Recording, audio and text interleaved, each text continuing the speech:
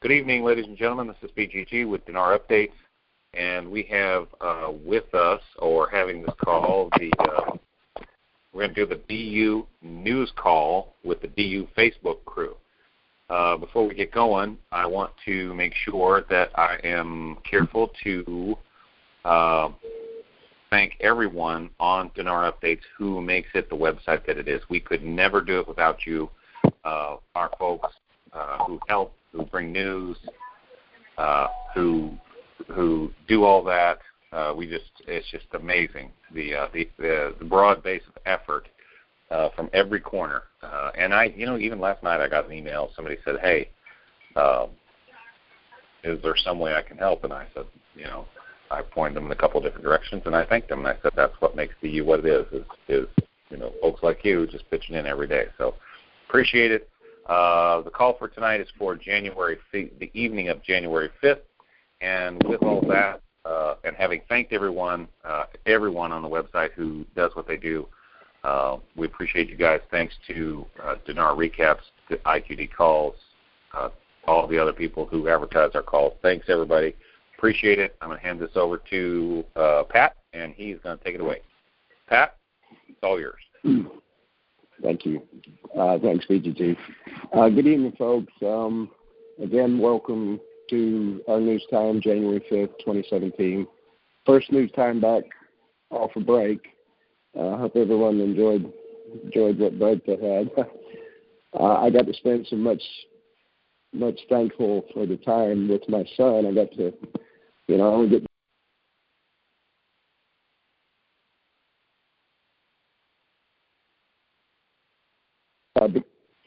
okay. So I got to spend some time with my son. We got a good crew tonight. We've got BDD with us, of course, and we appreciate him for giving us the space to do this. We have Daniel from Facebook, one of our Facebook admins, who is also Jet Set, a mod in the chat room. He's with us tonight helping out with questions and anything he may want to add. And then, of course, we have one Bobby, who is Bobby from Facebook. We have AB Newsflash, who is Andrew. Marie was our copier tonight, Scotty Girl. And we have Kathy, who is Super Cat in the chat room, Kathy on the Facebook. She was instrumental in bringing our prayer tonight, so we thank her for that. Okay, and so without further introductions, what we'll do now is move on to our first report. Baghdad and Washington sign a sovereign loan of U.S. $1 billion agreement. Okay, Bobby?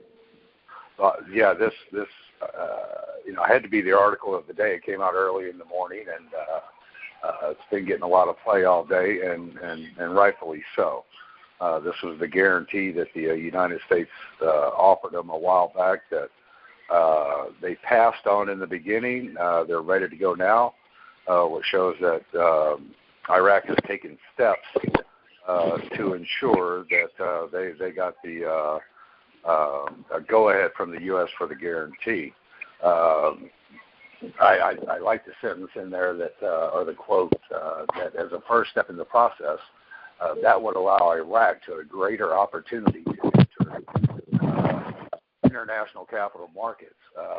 With the United States Treasury being involved in this, I still think it goes hand in hand that this money's not just being guaranteed and or given away in any way, shape, or form. There will be oversights and everything else. So they will be watched throughout the whole process. I know there's been some articles as well today that some people are screaming that, this money will just go into the pockets of the corrupt and stuff like that, which is good. I mean, I think it's good that people are speaking out, making sure that there's going to be some checks and balances along the way of this thing. This is the first step. There's going to be other steps with the agreements with the United States that will add nothing but forward progress. This is a very good first step. I do think that the following steps will be even better. So. Gotcha. Andrew, do you have anything? Yeah, the article, like I said, it speaks a lot, talking about the sovereign loan for Iraq, becoming a sovereign country to become part of the international capital markets. It's just everything that we've been wanting to hear that they need to do to help start with their education and their health care, and to get them on their feet with their food and the water, and help some of these displaced people to get them on their feet. And it's like you said, the first step, the signing of one of the first steps, and we'll see within the next couple of weeks of what's going to come with the second step of this agreement. Right, and that's good to point out that they are still in a step process on this, because in the just sign here on the dotted line. I mean, there's still some pieces of this to go, right? Right, a process. Oh, yeah, they're talking about all this additional support for Iraq as a strategic partner.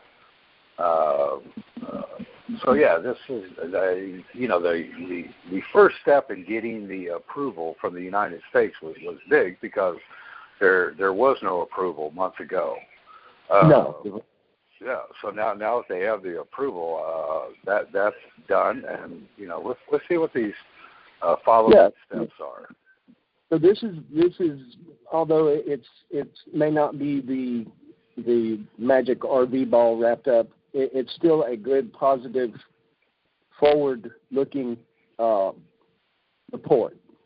It's definitely part of that foundation, and that foundation is getting stronger every day, and they're doing things the right way. It's not that they're just throwing money away anymore, which is great. This money is going to be put to good use to pretty much show the world, hey, we're ready.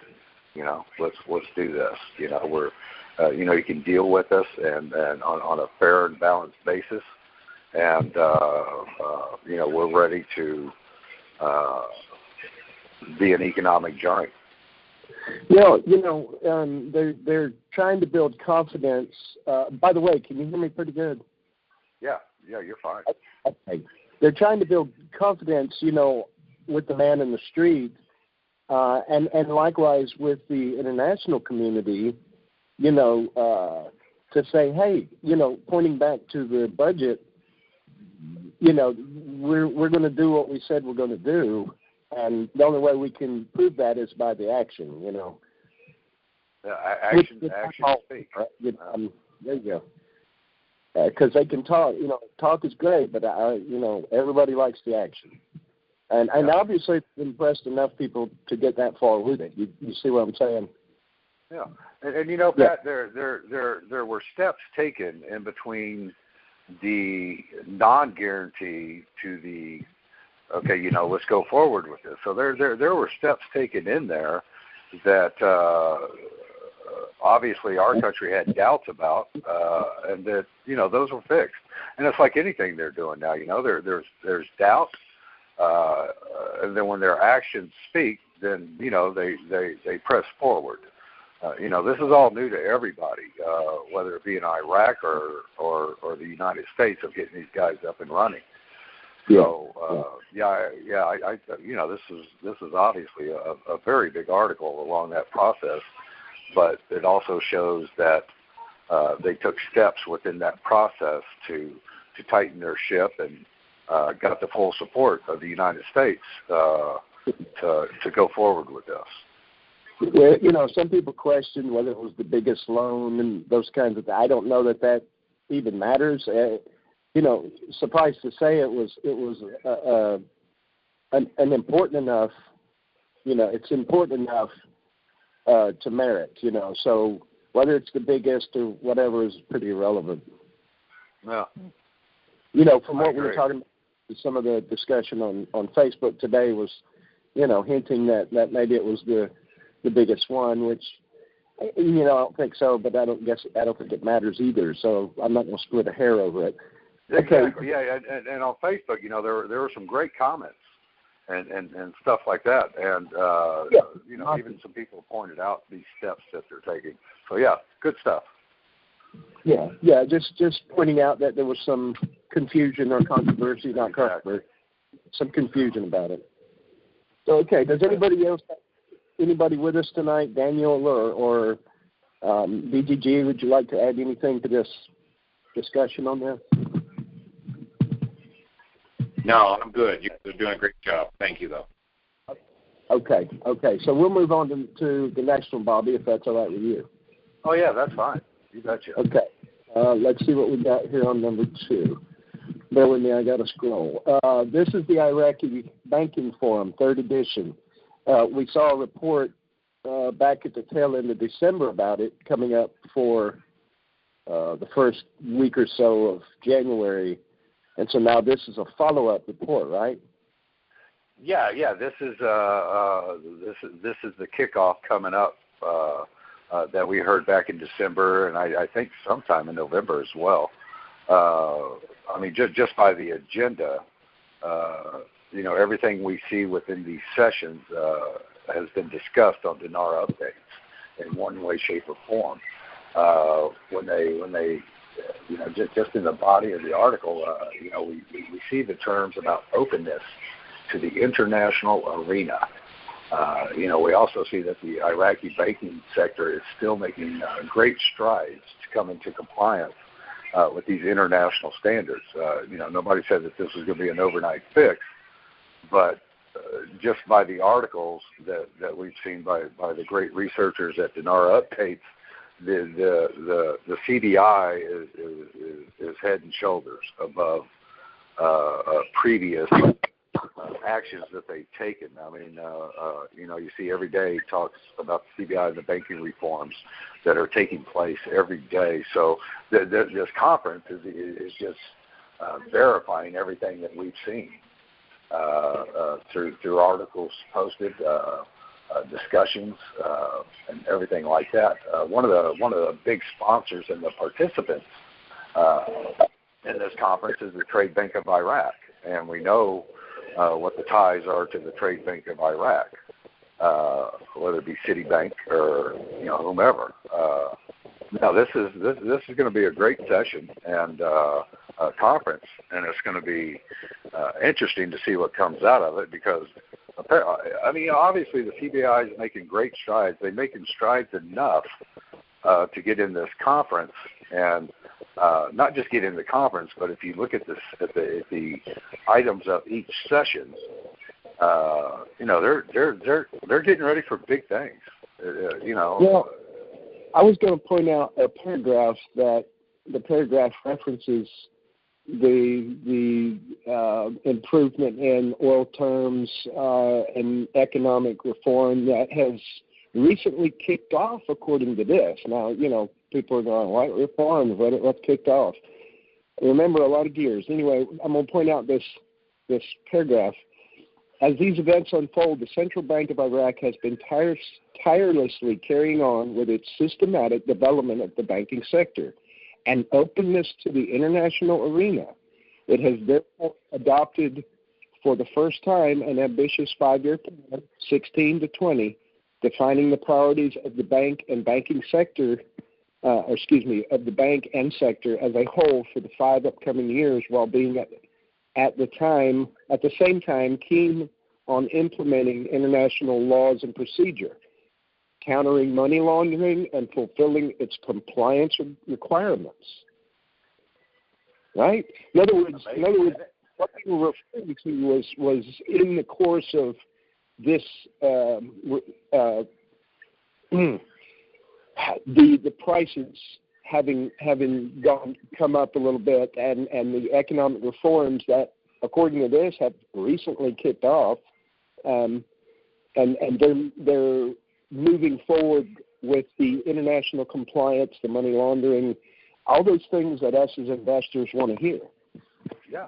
Oh, exactly. And this is almost like the CBI, the Trade Bank of Iraq, flaunting here's what we've done, and here's what we're looking to do.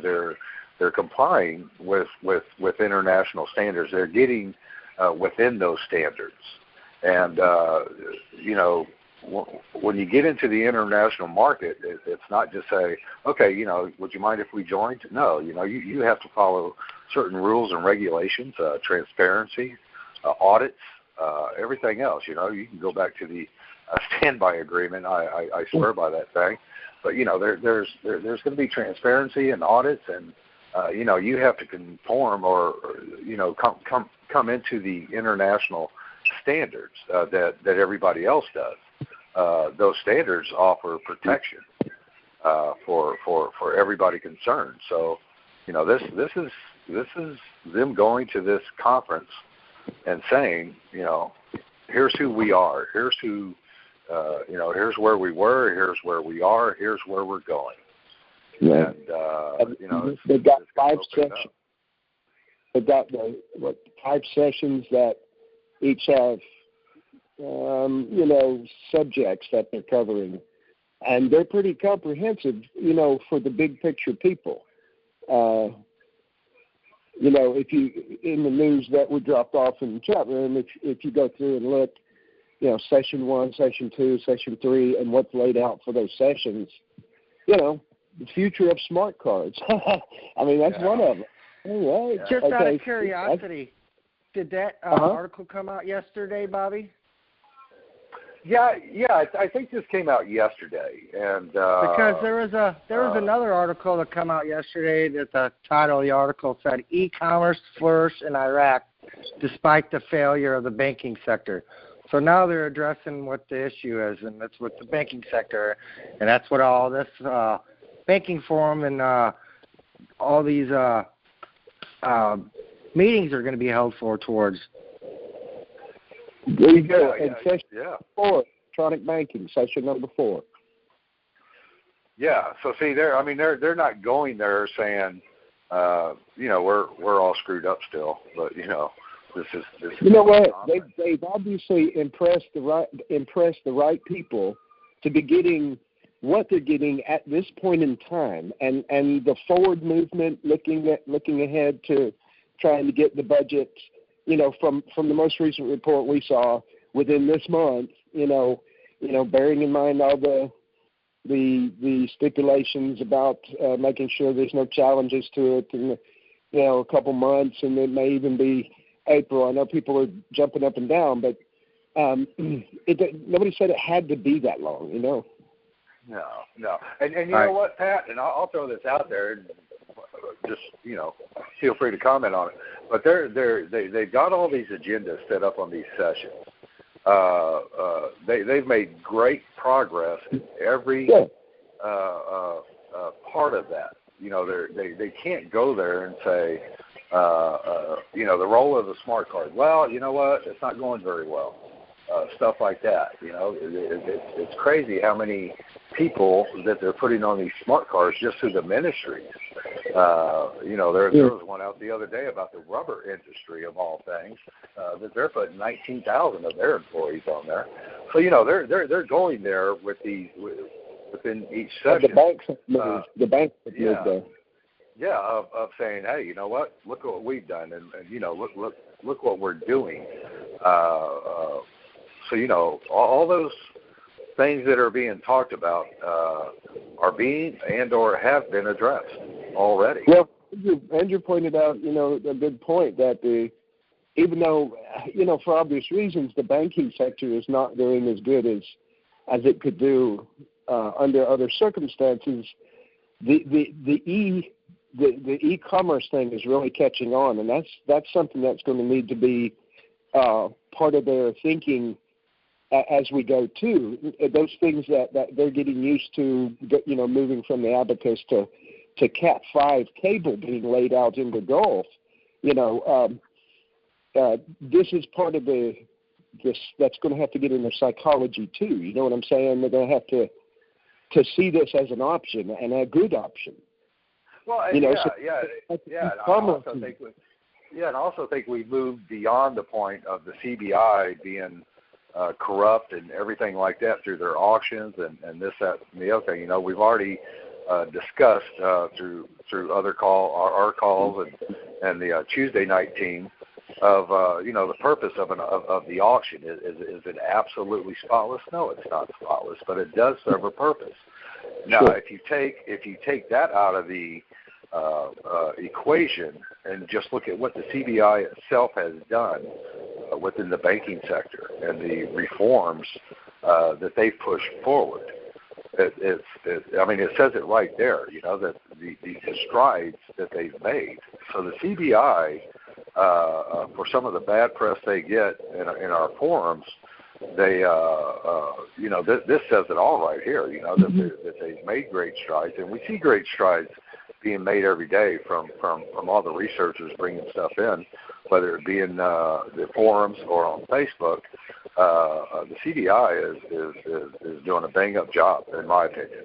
Well, I mean, that's a good point. Without it, what you have is a vacuum. You know, which one is worse? You know, this porous mechanism that you have, that until, you know, greater reforms take place, it's the only mechanism you have, you know, for what they're trying to get accomplished and the work that they're moving forward with. All the kudos they're getting from international, you know, people. These people know what we obviously don't. You get me as far as the man on the ground talking about, you know, poo-poo the CBI because they're full of crooks. Point to something in Iraq that is not a porous situation. You know, but that's what they're trying to fix is all of this. And if anybody's led the way in it, you got to say the CBI is one of them. Oh, definitely. I'd put them at close to the very top as to what they were dealing with prior to what they're dealing with now in regards to the reforms that they've set forth. You know, they set them up. Now they're implementing them, and you can see it on a daily basis that you know, the CBI has done a bang-up job. I mean, it's crazy what they're doing, but you also have to understand that it's not an easy process. It's not an easy process at all. You pointed out it's not an overnight fix. No, but it is being fixed. You know, this is kind of leads to this comment that I got to make is kind of leads towards the next article. But weren't these reforms the ones that Maliki that he wouldn't further do, that he wouldn't move forward on? Oh, they're having to fix everything that he broke, destroyed. Put certain people in certain positions that they, you know, were still there and still performing the way they were, which is very subpar. And now they're having to clean the mess up. And cleaning the mess up is not as easy as we had thought it might be. Like I said, these banking reforms, they're going forward, and it's going to catch up to people as the process moves forward. You start cleaning house a little bit here, a little bit. You know, we saw it 6 months ago. You know, with the bank managers and stuff like that. So, you know, they're cleaning up a mess. They really are, and power to them. You know. Well, we didn't use the report tonight, but you know, who we're hearing about rattling in the news again? I mean, trying to get to the bottom of, you know, surreptitious programs and or just fictitious programs, you know, is Maliki again. And, you know, I'm not trying to be sensational. I'm just saying I don't think he's going to get away with murder. I don't think it. I think he's eventually going to. I think enough evidence is going to weigh against him that he's going to get his. He's not going to get away with murder because murder is going to be one of his charges, you know, as well. Well, you see what I'm saying. Exactly. Yeah. Okay, but not to drag into it, except to mention that, you know, as far as getting to corruption, that you know, speaks at getting to corruption. That's supposed to be one of the upcoming. This article was like a an article from earlier this month or last month, and then it was brought back up again. I noticed that. Yeah. And now today they bring up that article about the integrity and essential sign a memorandum to recover funds smuggled. And that has to do a lot with him in his prior years. Yeah, I know where you're going with that. Yeah, that's I think that is one of our reports. Let's jump to, are we at 3, Bobby? Yeah, you're at the electricity project. Yeah, here comes your fictitious project. Yeah, this one here is during the meeting. Okay, I'm just kind of reading down myself here. Well, this goes back to what we were discussing at the tail end of what the CBI is having to clean up during the Maliki era. This is all catching up to him. It's kind of funny that he's in Iran, running his mouth and everything, and all of a sudden, these articles are coming out. Here we go. These phantom projects in the southern province during the rule of Nouri al-Maliki. It's going to be interesting to see how they handle this thing. That keeps coming up is what's interesting. Is and it's not just coming up as a curiosity. They're working a case. Oh, you know what? I think the timing of this, was interesting. I know there's been some talk on Facebook that, maybe he won't return when he sees some of this stuff coming out. We'll see. Let's hope he does it. How many times has people guessed that? This guy, his own arrogance will not allow him to run and hide, like any normal thinking person would do in similar circumstances. Wasn't there an article out today that he says the popular crowd should come under Iranian control? And I'm sitting there going, Soleimani. Under Soleimani, yeah, I've seen that. Yeah, and he's also telling the Peshmerga to give up all the land that they cleared of ISIS. What a boob. Where else can you go with that? Well, and you know what? Aside from their change in value of their currency off the programmed rate, Maliki gets more press than anything. People. And I'm included. I want to see the guy gone. I really do, and I think. Now that they're starting, we've heard about the process being started. There's been stories about, the international courts and stuff like that. Let's see what Iraq does with him as far as investigating his past corruption, all the murders he's just the idea that it's being rattled in the public again. Eventually something will be done. And it goes back to the fact of let's see what their actions are towards this. We're starting to see the corruption come into play. That's going to be interesting to see. How that plays out. They're cleaning it up on a daily basis. The king of corruption is now coming out in the press. We've seen some bad press about him before, and he's still here. The old undying. So, but then people, you also have to think about, we forget about some things about, the international forensic team that came in to investigate corruption and money laundering, stuff like that. Those guys, to my understanding, are still there. Don't think that they're, they're not in some way, shape, or form supporting all of this.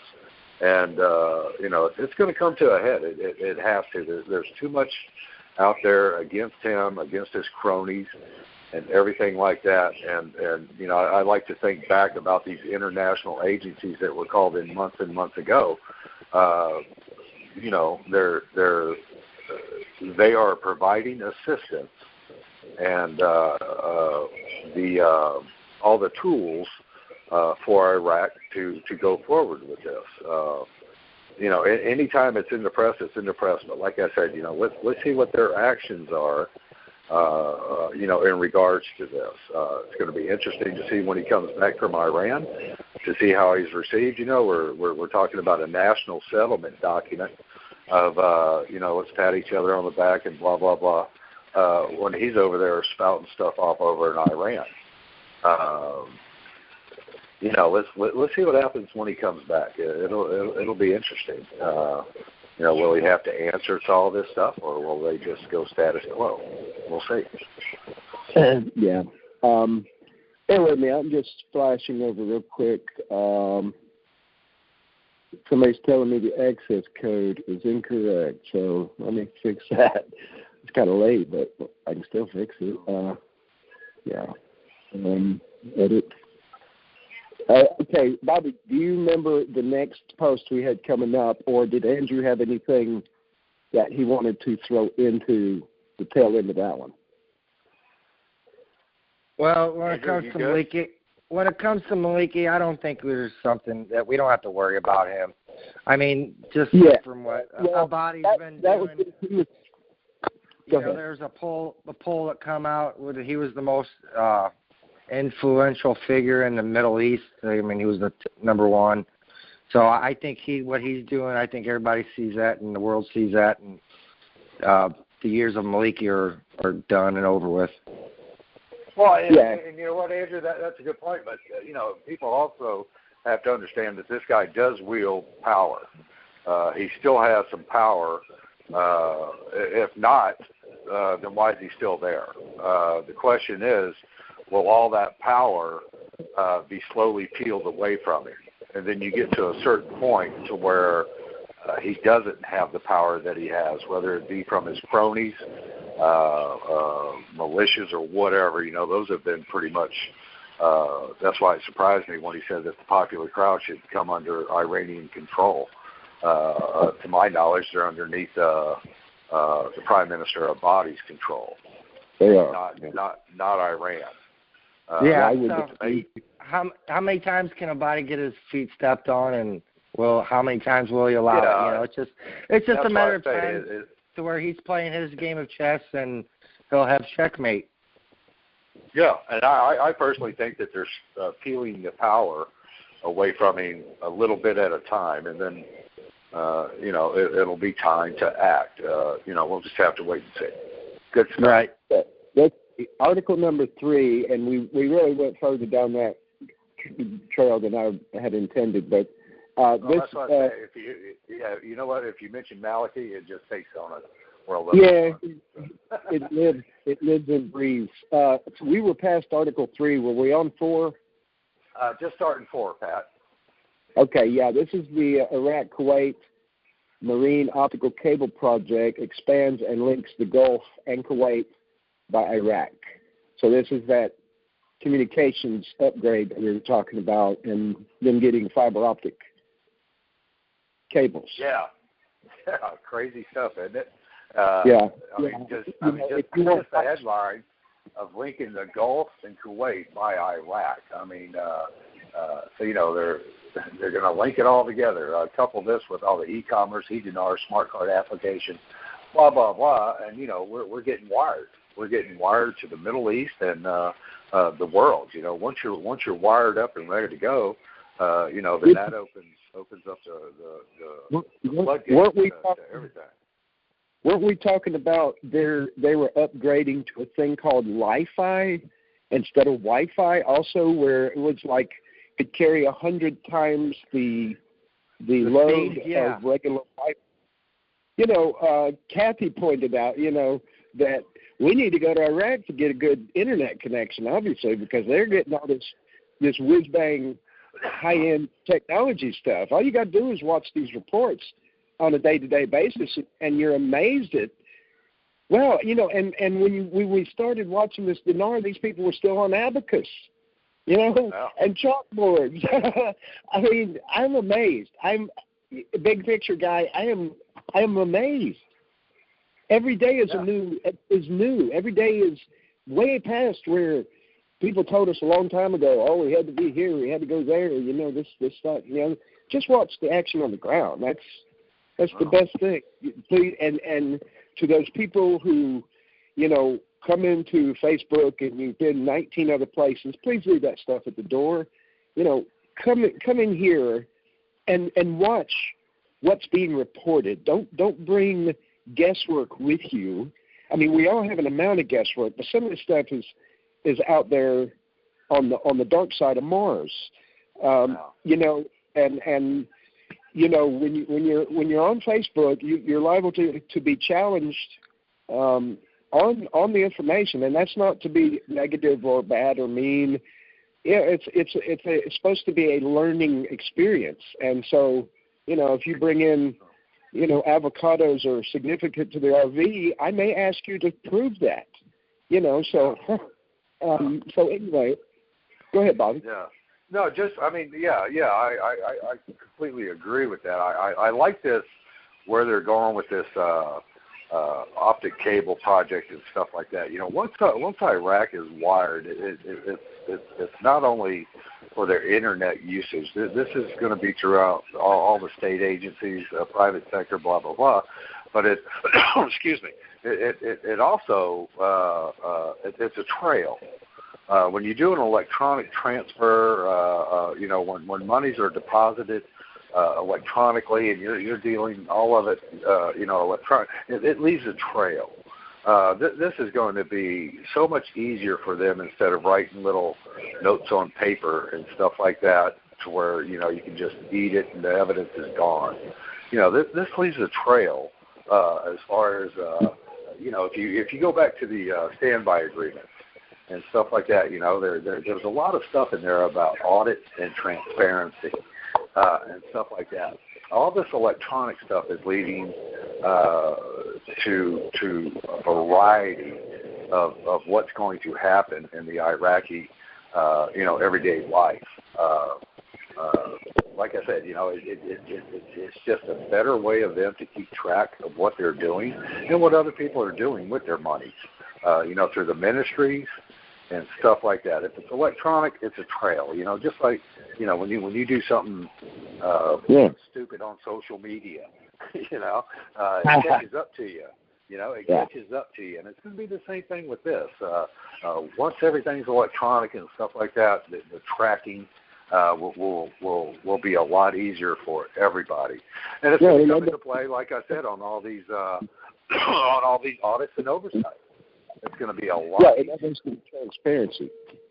Yeah, exactly. I got something to bring up. It's kind of curious that they're doing this now. Out of all the times that they're putting this marine optical cable in now. Yeah. Well, and that's why it goes back to the fact that Iraq's ready. Iraq is ready for it. They weren't ready for it during the Maliki era or any other era prior to or during 2003 on. Now they're ready, and Kuwait has been a big influence in this over the last few months or so. They've given money left and right to the Basra area, to Kurdistan, building schools. Look at that venture they had, with the highway from Jordan, the trade highway. Yeah, that's right. Yeah. Yeah, so you know what? I mean, when you go into Kuwait and did what you did to Kuwait, during the invasion and stuff like that, it takes time to heal wounds, and now those wounds are being healed. There's still plenty of monies to be paid to Kuwait, but Kuwait sees the future of Iraq, and whether it be this optical cable project or the $100 million they gave for the trade highway from Jordan to the schools they're building in Kurdistan, and Basra's their little buddy. They want Basra to succeed, because they see the trade value in all this. We see all the bilateral trade agreements and everything like that. So Kuwait's going to be a big player in all this in Iraq going forward. Kuwait still has them under their thumb a little bit, and see them come out and do what they've done speaks volumes for Iraq and what Iraq's done. Well, and it also alludes to the fact that they must have an arrangement between two of them as far as those reparations that we talked about from the war period and the last final payments and stuff, which some have pointed out may go as long as 2018. I mean, so now the people are tying in. They've got to make all Macy, and they've got to pay back every dime. In other words, another point where people are trying to relate, this has to happen before the RV. Well, that's just not accurate. It's just part of the process. No, you know what, Pat? I like what Jet said in the chat room. He says Kuwait knows they stand to benefit from Iraq's success. And that's it. Well, that's what all this is about. Fishing expedition. They're not on a fishing expedition. They know what they're fishing for. You get me? I mean, they know what's going on. Yeah, they're not just out, running it up the flagpole, as it were. Yeah. So they've obviously, and we're just waiting for whatever those part of the reforms, economic-wise, that is only privy to them. Iraq and go ahead. Yeah, see, that's what's great about these articles that we see that are posted in the forums and Facebook. They're talked about on the Tuesday calls, the Sunday calls, chats, and stuff like that. This is a if you take that one article, you say, okay, big deal. Well, they're going optical cable, but if you start putting pieces of the puzzle together of what all Kuwait's done, this is setting up real good for Iraq to be structurally sound, when they go into the world markets. Right, and with the top-end electronic systems, too. I mean, they're not starting with hand-me-downs. These people are getting fresh out of the box, new technologies. Yeah, this is not dial-up internet at all. This Wi-Fi thing they were talking about, this Li-Fi, it supports 100 times the capacity of regular Wi-Fi. And when you're talking about a small business environment where you have a small business network, man, something like that would be an administrator's dream, because it would simplify. Well, it would just simplify a lot of things. And you know what? It's not only simplifying stuff in Iraq; it's simplifying for the world to come into Iraq. That's a great part about it. That's why we put these reports out there. They may look small potatoes or vanilla, depending on just how you're walking up on it. But if you're a big picture guy, all these things are those gears and those wheels and those cogs of a machine that's already spinning. Yeah, and that's a good quote. The big picture, and that's what all this is about. It's a big picture. It's not one individual event. It's a big picture type thing that everything's lining up for them for forward progress. And so that's why people need to stop the what do we got to do next? And what do we got to do next? Guess what? Yeah. They're not going to give us that. They're not going to tell us this is what Iraq has to do next. I mean, that's akin to insider trading.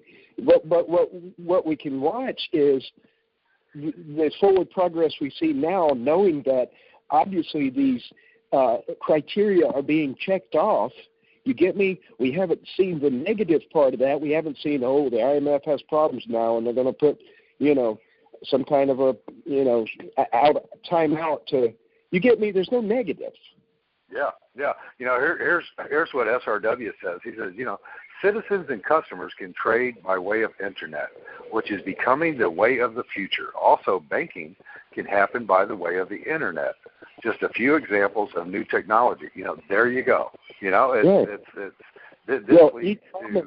branches off into other things. Well, e-commerce by definition is relying on this Cat5 cable they're dropping. There you go. Yeah, that's big picture stuff, and I mean, this is just lining up perfectly. I can't sit here and tell you that, on January 28th, this is it, baby. But I can tell you this, that, They're it is doing for me.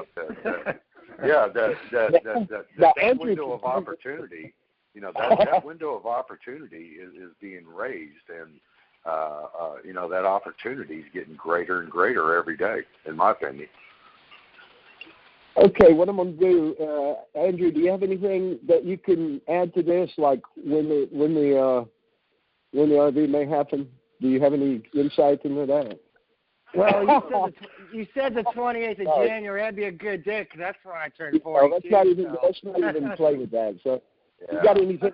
Because what we're going to do is move on to the Ministry of Communication plans to establish a MyBank. Yeah, that's Andrew's baby. I'll let him speak to that. Okay, Yeah. Andrew, you can kick us off. Yeah, come on. Every country has a postal service, Well, Iraq's postal service, it will help with the citizens and, the poverty levels. And it's a big step to get the citizens to trust the banks once again. You got to get them in there. This is one way of doing it. They have them one of my bank. Yeah, and it's this particular report, it seemed like there was a couple ways to translate it. One of them was a quote, my bank, and one of them calls it postal bank. Bobby, you did some background looking on what postal banks are. Could you help us out with that? Yeah, the POCL. I'm thinking about the hokey pokey. The postal banking is it's simply a provision of low cost, consumer driven financial services via the postal service. Before I go any further with that, you've got to look at this Ministry of Communications. Since we've been talking about all this e-commerce, all this cable being laid and stuff like that, that's all communication type stuff. So the Ministry of Communications is going to set up in this bank, and all their import-export needs are going to be handled through this bank. The capital in the beginning, and correct me if I'm wrong, I think it was like $110 billion. Yeah, it was 100. Is that right? Yeah, okay. Yes. So they're starting off good. So they're going to do all their business, from this bank, everything. So now, getting back to the postal banking, it's a low-cost, consumer-driven financial service via the Postal Service. Minister of Communications handles that. So the products and the services, and this is just a history of postal banking, could range from check cashing to bill payment to savings account to small dollar loans. It benefits the consumers who do not have access to the traditional banks, as well as those who would prefer a more public option. Every other developed country in the world has this type of system. The expansions of the services would also strengthen the public aspect of it. My take on this, and feel free to jump in there and slap me upside the head and say be quiet, was that they're trying to get the poor of the poor into the banking system. Everybody knows here that you just can't go get a checking account. If you have bad credit, then you're kind of stuck between a rock and a hard place. I know guys at work that sometimes they go out and get payday loans. You borrow $100 and you pay back $130 to $140 or whatever. It's stuff like that. Trying to get these people out of the black market arena kind of a thing.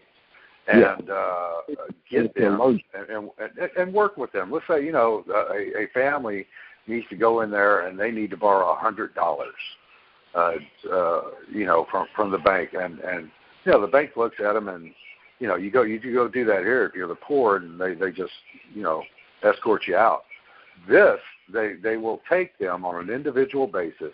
If you borrow $100, you pay us back $100, kind of a thing. The Minister of Communications is going to build up the capital within this bank to where they don't have to charge the interest rates that traditional banking has to, and they're going to cater to the poor. Where if they need $100 to build a fence for their goats and stuff like that, you know what? We're going to almost along the line of Islamic banking. But you know what? We're going to give you the $100 to build this fence, and you're going to pay us back. And most people over there are honest, hardworking people. They really are. And, they just want a better life for their families. This could also lead to a better education. If you start providing services for the poor, we've seen the poverty rates and the levels, and the only way you can raise those poverty or lower them is by giving these people a job and giving them a purpose. And once this private sector, industrial sector, ag sector is implemented, activated, and everything else, that's what this will do. It will cater to the people of Iraq. Like I said, this banking system is going to be. It's not just for the poor, but the poor they want the poor to come in and put your money in our bank and feel comfortable. And you know what? When you need something, we're going to look at you on an individual basis.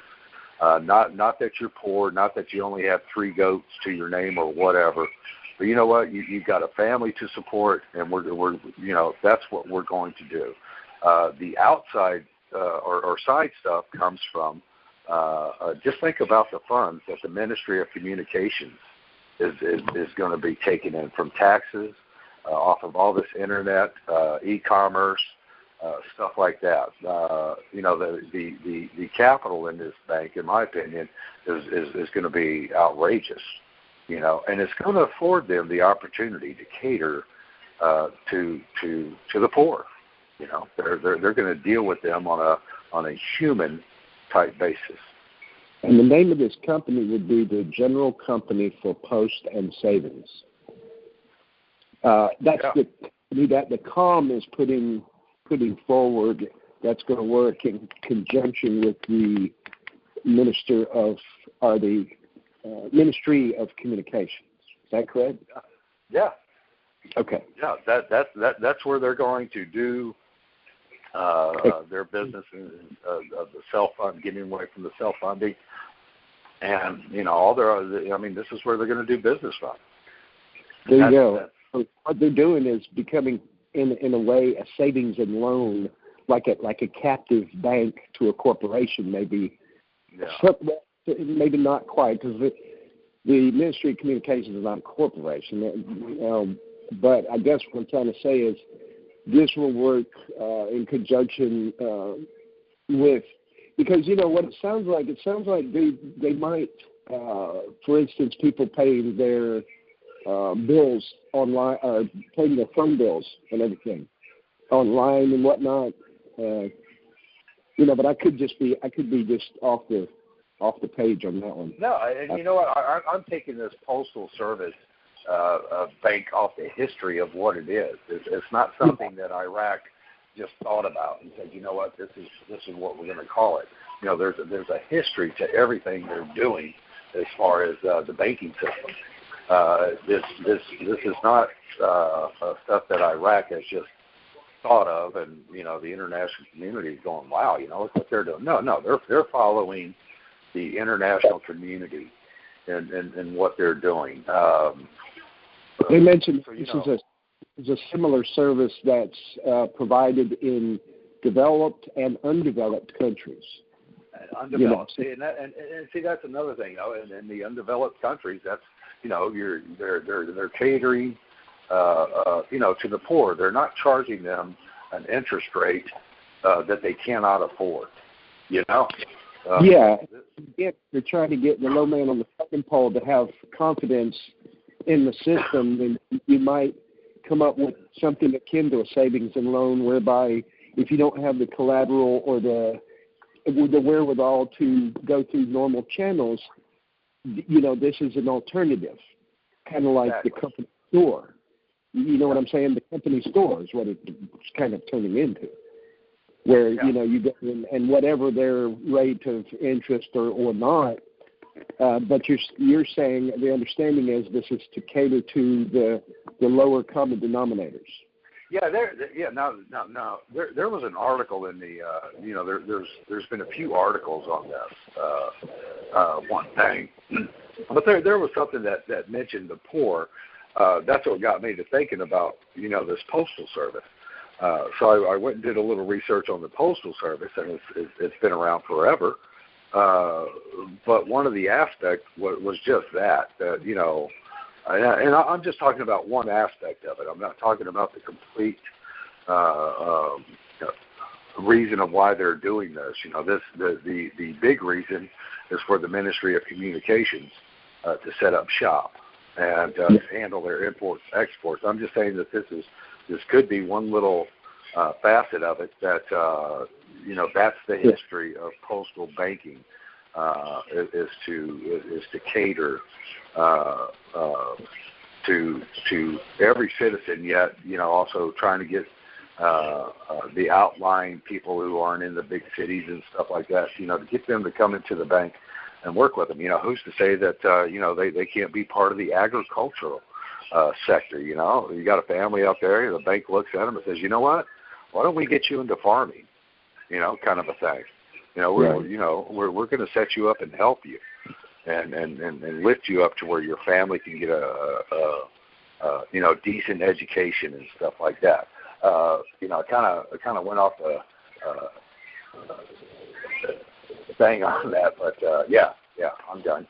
You know, at a minimum, and I know it's going through the Ministry of Communication, but at a minimum, wouldn't this be considered more banking reform? Oh yeah, no doubt whatsoever. Trying to be inclusive, because, you know, this is the way I'm trying to liken this to. You've got banks, then you've got savings and loans, and you have credit unions. You know, they all have criteria you have to meet to be a part of them. And in this situation here, you know, and I may not be perfect on it, but again, trying to wrap my head around this concept, maybe something akin to a savings and loan where you don't have to have like as much collateral, but also it's going to help with from just reading it, it's going to help their in-house abilities to do those things that are going to be where they would have had to go outside to purchase either goods or services for the ministry, like they've been talking about moving everything in-house. You know where I'm going with this? Yeah. So in other words, and we made we had a conversation getting ready for this news where we talked about a person can become their own bank if they want to be.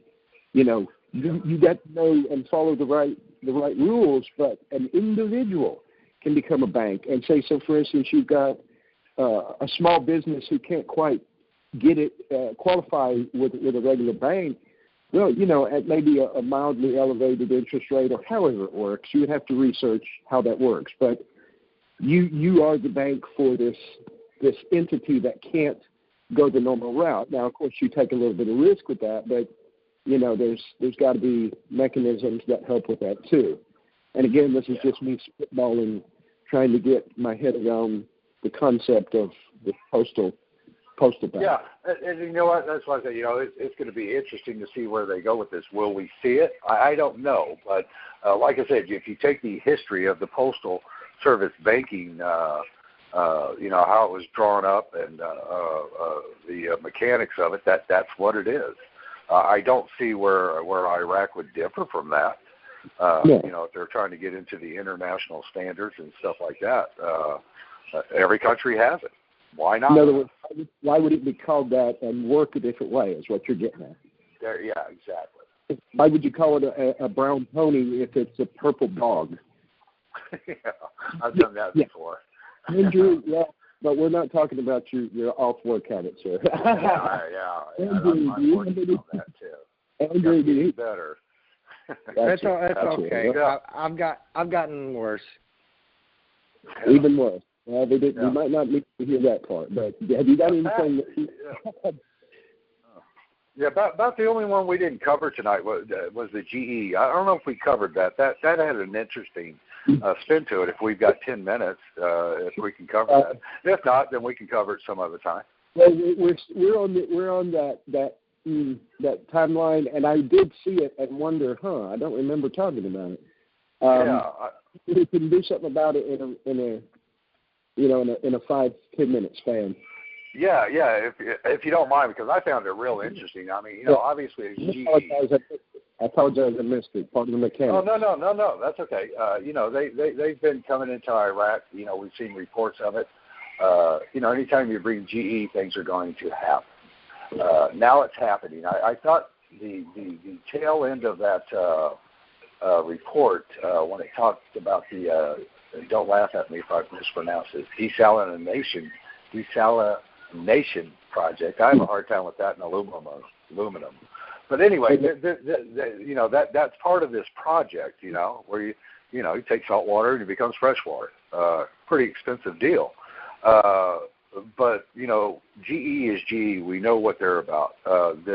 This project that they're going to be a part of as well. I thought it was kind of cool because that's going to help the ag industry. It's obviously makes salt water into drinking water, ag water, stuff that you can farm with. That's going to set up big in the agricultural sector as far as crops and stuff like that. It's an expensive project, but I think if I was going to do a project like that, hey, having GE assist me with it is not a bad thing. So yeah, I like that one. Just for the simple fact that GE is going to start work in Iraq. They've done a little bit. Now they have the full blessing of the Ministry of Electricity and their projects, not just project, but projects.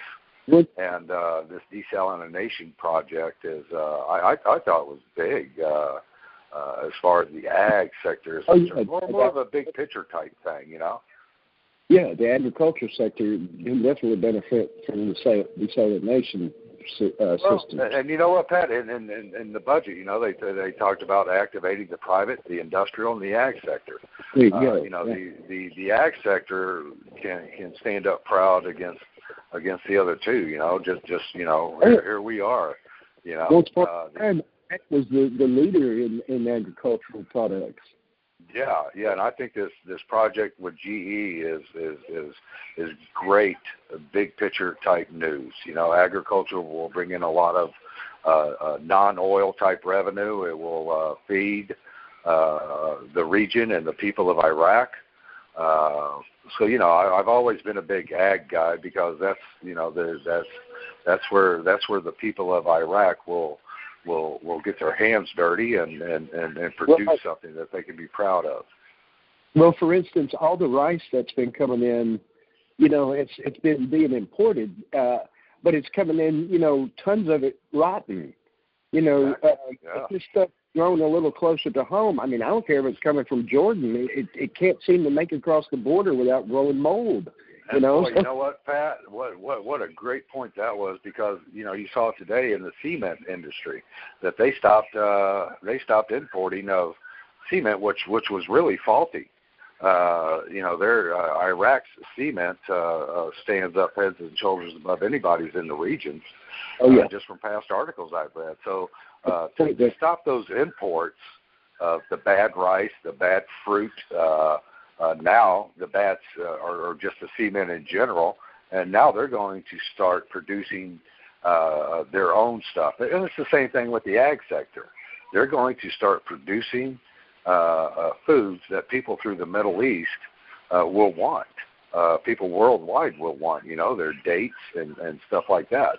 So to support the ag sector is a big deal. Like I said, we saw a report today about the cement being stopped. Now, just think about all the cement that they're going to need for the reconstruction. Okay, so and then now just think about all the agriculture they're going to need, because they're getting all this rotten stuff imported and they're paying for it, and it's stupid. Right. Well, they're trying to return to the breadbasket of the Middle East, and all this stuff is great stuff, and either it has purpose or it's a rhetorical exercise, which I doubt seriously that anybody would go through this effort for show. So, all these things we're seeing is just more of the big picture stuff. Exactly. The only thing that we had left, Bobby, was the communication to reduce the internet through 2017. Communications. project to reduce the price of the internet through 2017. Yeah, and this also goes back to the Ministry of Communications supporting the private sector. You know, they're going to couple with the private sector to get this done. You know, obviously it's going to be cheaper, but they're also going to support these private companies and getting this to the Iraqi citizen. I could go on and on because you know I do, but I'm not going to because I know we're on time limits here. Sure. Yeah, and I think we did good. We got all of our articles in tonight.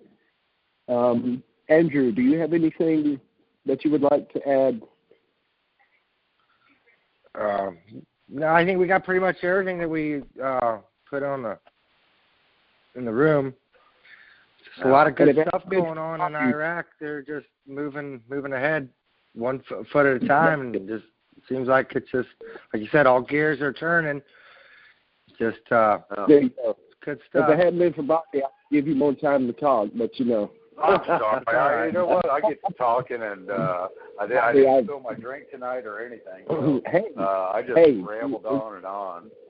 We're already ahead of the game. Good. Okay. Hey, you know what? If I could add one thing, and I apologize, but you know, all these people that are involved, and I know BGG brought it up in the beginning of what it takes to do this, but all the people involved in this, you know, I would like to say thank you.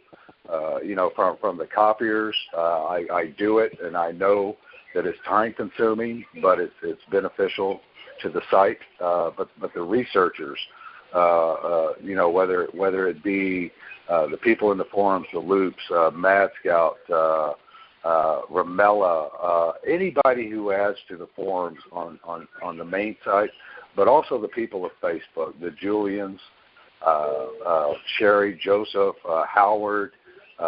You know, I wish I could name you all. I really do, but I read everything you put out, and it's just been a pleasure to have the Facebook people and the main Dinar update sites come together. And I'm going to tell the people of Facebook this, that you're really doing yourself a disservice if you don't read the chat logs, because Cookie and Fire and all those guys, Luke posts all his articles in there. Read the chat logs. The chat logs are absolutely amazing of what you may not see in the forums, and you may not see, you know, in a news time or something like that, because there's just so much that comes in on a daily basis. It's absolutely crazy. So you're really doing yourself a disservice if you do not skip to all aspects of the forum or what BGG offers us. It's from the chat logs to the forums to Facebook. There is so much information out there that if you go to these other sites that mislead you, you're just doing yourself, your family, your friends, whatever, a very big disservice by not reading everything on Dinar updates, because it's been a big help to me. And I just want to say a big thank you to the Tuesday call team. I mean, after Tuesday, I listened to that call, and I was like, well, that pretty much covers everything, you know? So I would like to say a big thank you to those guys, because they've gotten me through a lot of doubt. And so thank you to everybody out there. Yes. You know, and I've watched the level of I don't know how to say this, the level of perception go up as a general rule on the Facebook. You know what I'm saying? The posting has gone up. The quality of the reports, the pertinence of the reports have gone up markedly. You know, for that I am grateful. I know people are curious about why it's being moderated at the moment, but you know, suffice to say that we're doing our best to keep the room in a state that most people appreciate, and beyond that, I don't know where to go with that. So just understand that, you know, your post is going to get looked at before it just makes it to the room, you know, willy-nilly. We're going to look. So It needs to be pertinent to the investment. Other countries are not what we're into. So, but I'm not going to drone on about that. We've already ran a little bit over on the call from what time we wanted to try to wrap up. But BGG, if you're around. I am. Thank you so much. Are we ready to wrap this up? Yes, sir, we are. If you have anything, that you'd like to add, and then we're ready to wrap. Nope. I think I will. Nope. You guys did a good job. I will simply say to everyone, thank you for joining us tonight. If you, we appreciate you being here. I hope you enjoyed it. We will, if you continue tuning in, we will continue bringing you more Dinar news, Dinar info, and Dinar commentary as we're able. Have a great night.